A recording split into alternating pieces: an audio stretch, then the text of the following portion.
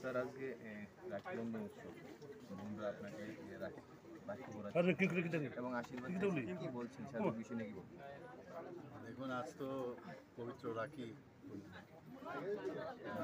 প্রতি বছরের মতো এইবারও সমস্ত বোনেরা এসছে এখানে, তো এখানে রাখি বাঁধবো আমরা সবাই, এবং আমাদের দায়িত্ব ওনাদেরকেও দেখে রাখা, ওদেরকে দেখে রাখা, তাদের ওয়েলবিং সম্পর্কে সবসময় চিন্তা করা। পপুলেশনের অর্ধেকই হচ্ছে আমাদের মহিলা।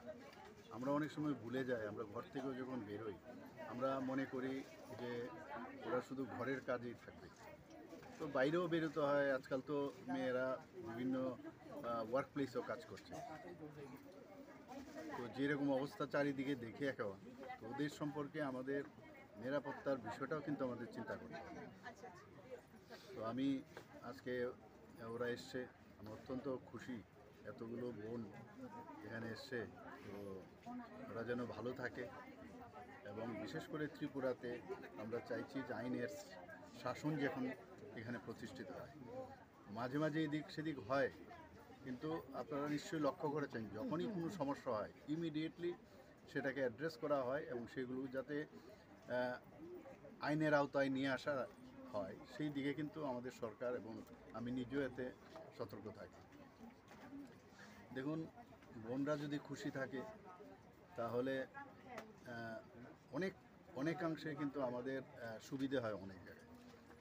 এবং আমরা বারবার বলি যে নেশামুক্ত ত্রিপুরা, নেশামুক্ত ত্রিপুরা, কিন্তু আমার মনে হয় এখন হিংসামুক্ত ত্রিপুরা বলা উচিত আমাদের।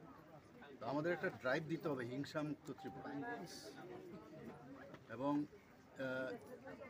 এটা যদি হয় তাহলে রাত্রি বেলাই হোক, দিনের বেলাই হোক, সকালবেলা যখনই হোক, সবাই যেন নিশ্চিন্ত মনে মানুষ কাজ করতে পারে, নিশ্চিন্ত মনে সব জায়গায় যেতে পারে।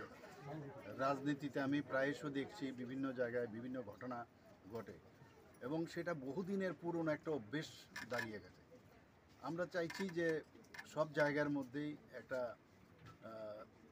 যে প্রীতি এবং ভালো একটা সম্পর্ক রেখে যদি আমরা আমাদের কাজটা করি, রাজনীতি তো থাকবেই, কিন্তু এগুলো কাম্য নয়। আস্তে আস্তে কিন্তু আপনারা নিশ্চয়ই দেখেছেন আগের তুলনায় অনেকটা কিন্তু কমেছে। আমরাও চেষ্টা করছি যাতে এটাকে একদম নিচের দিকে নিয়ে আসা যায়।